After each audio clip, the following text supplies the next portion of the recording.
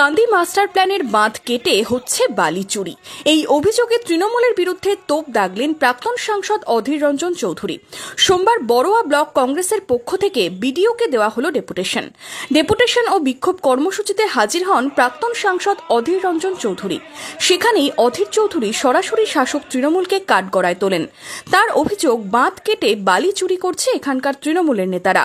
এই বালি চোরদের বিরুদ্ধে আমাদের লড়াই শুরু হয়েছে, কারণ আমরা কোনো মতেই কাঁদি মাস্টার প্ল্যানের বাঁধের ক্ষতি করে আবার নতুন করে বড়োয়াকে এবং সেই অর্থে সারা কাঁদিকে বন্যা প্লাবিত হতে দেব না।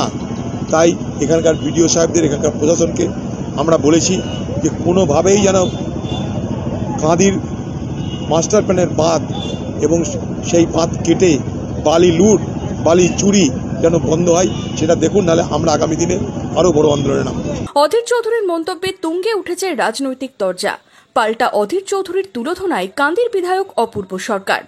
আর বড়োয়ায় যখন গেছিলেন, বড়োয়ার বিডিও, ওসি, বিএলআরওর কাছে একটা যদি দিতেন যে কোন কোন তৃণমূলের নেতা এখানে বালি পয়সা খায়, প্রমাণ সহ যদি দিতেন।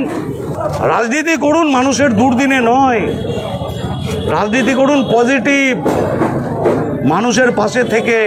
26-এর বিধানসভা ভোটের আগে বালি চুরির অভিযোগে শাসকের বিরোধিতায় মাঠে কংগ্রেস, অন্যদিকে হুঙ্কার তৃণমূলেরও। সব নিয়েই চড়ছে রাজনীতির পারদ। সরগরম মুর্শিদাবাদের রাজনৈতিক মহল। Bureau report, imagine community media.